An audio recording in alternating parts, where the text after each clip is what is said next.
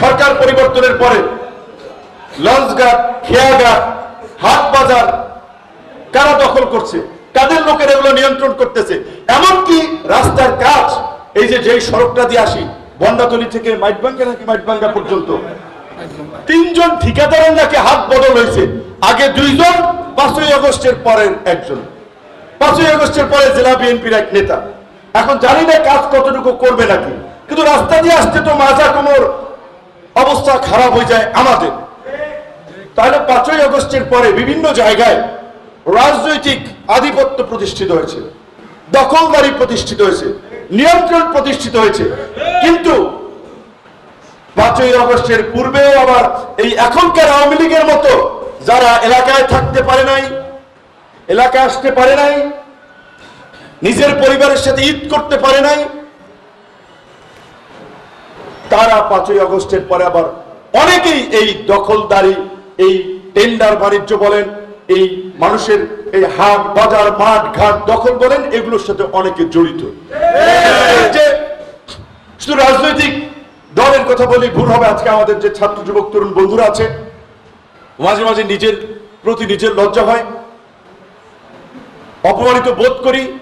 যাদের নিয়ে একসাথে রাজনীতি করেছি সেই সহকর্মীরা যেটা বলে অল্প সময়ে মানে ক্ষমতা পেয়ে ধরাকে সরা জ্ঞান মনে করছে। দেখেছেন কতিপয় ছাত্র নেতার বিরুদ্ধে যে অভিযোগ, এবং এইটুকু আমরা বলতে পারি কারণ রাজনীতি তো করে আসছি ঢাকা শহরে থেকে তো না, জন্ম চরে হলেও রাজনীতি তো শহরে থেকেই করছি। কাজে ওই মানুষের বক্তব্য শুনলে বুঝতে পারি সে কি বলতে চায়, কি বুঝাতে চায়, তার মানসিকতা কি। এই আন্দোলন সংগ্রামেরই পরিচিত কিছু ছাত্র নেতা আছে, যদি একটা নিরপেক্ষ তদন্ত এনএসআই ডিজিএফআই করে, কয়েকজন পাইবে যে যারা অন্তত 100 কোটি টাকার মালিক হয়ে গেছে। এখন আমরাও তরুণ, 18 থেকে এই 7-8 বছর ধরে রাজনীতি করি, তো আমরা এইভাবে এখন পর্যন্ত একটা জায়গায় একটা তদবির টেন্ডার এই আপনার নিয়োগের জন্য ফোন দিব, এটা সাহস করি না যে কে আবার রেকর্ড করে ইমেজটা আমাদের নষ্ট করবে। যদিও তারপরে অনেকেই বিভ্রান্তি ছড়াতে, প্রোপাগান্ডা ছড়াতে আমাদের বিরুদ্ধে নানান ধরনের কুৎসা রটনা করছে। এবং সবচেয়ে দুঃখের বিষয় হচ্ছে ধরেন 5ই আগস্টের পূর্বে এই যে আন্দোলন সংগ্রাম কইরা যে জামাত ইসলামী প্রকাশ্যে রাজনীতি করতে পারতো না, আজকে ছাত্র শিবিরের আমি মনে করি যে ছেলেরা যারা রাজনীতি করে তাদের মধ্যে কিছু আদর্শ আছে, চারিত্রিক গুণাবলী আছে, ভালো কাজের সাথে ছেলেরা জড়িত থাকে। ছাত্র শিবির কোন বিশ্ববিদ্যালয় কলেজে প্রকাশ্যে কাজ করতে পারে, এমনকি পরিচয়টাও দিতে পারে নাই ছাত্র শিবির দ্বারা। ছাত্র দল তো ঢাকা বিশ্ববিদ্যালয় কি গেলেই হামলা মায়ের। আমরা অল্প লোক ছিলাম, হয়তো ছাত্রলীগ ভাবছে আর কত মারবে, মারতে মারতে পুরো হাত ভাঙছে, পা ভাঙছে, নাক ফাটাইছে, তারপরেও তারা ক্যাম্পাস ছাড়ে নাই। এই যে ছেলেগুলো এই যে এখন নেতা, ক্যাম্পাস ছাড়ে নাই, যার কারণে মানুষ আমাদের দেখলে বলতো কিরে ভাই তোমরা এই সাহস পাও, সকালে মাইর দেয় আবার বিকেল উঠে দাঁড়াও, প্রতিবাদ করো। এবং আমরা এই প্রতিবাদ করতে গিয়ে কিছু শিক্ষক, কিছু ব্যক্তিদের সহযোগিতা আমরা পেয়েছিলাম, সাথে পেয়েছিলাম সত্যিকার অর্থে তাদের অনেকে বামপন্থী শিক্ষক ছিল। যেমন তানজিমউদ্দিন খান এখন বিশ্ববিদ্যালয় ইউজিসি কমিশনের সদস্য। বিএনপি জামাতের শিক্ষক বা বুদ্ধিজীবীদের বেশি ডাকতাম না, কারণ তাহলে আমাদেরকেও বিএনপি জামাত বলে তখন হামলা করবে। কাজেই বামপন্থী কিংবা নিরপেক্ষ এই ধরনের কিছু ব্যক্তিদেরকে ডাকতাম, তবে সহযোগিতা সবাই করেছে।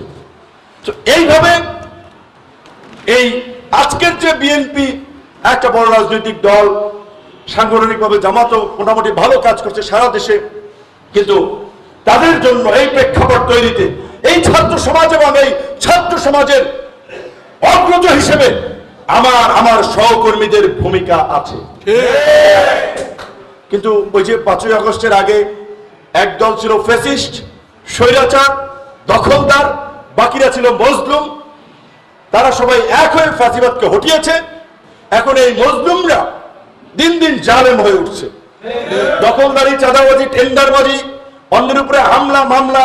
আমি এইখানে আমাদের এক ভাই এসেছিল, ওই লোকটা কি চলে গেছে রতনদী তালতলির, কই ডাকেন একটু, রতনদী তালতলির আমাদের দল করে, তো সেই জন্য বিএনপির কৃষক দলের নাকি ওয়ার্ড পর্যায়ের এক নেতা।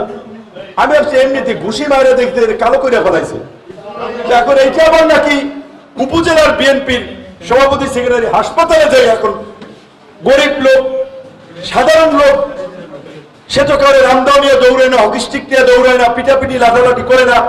তার কাছ থেকে নাকি ওই যে রোয়েদাত বলে সালিশি করলে আর কি, যেটা আপনার স্বাক্ষর নাই সেই স্বাক্ষর নিয়েছে। দেখেন যে অবস্থাটা। এখন এই কিন্তু মিডিয়াটির অনেক আছে। আমি বলছি যে আমরা কখনো কাউকে গুণ্যে টুণ্যে কথা বলি না, পছন্দ করলে করবে, না করলে কথা স্টেপ ফরওয়ার্ড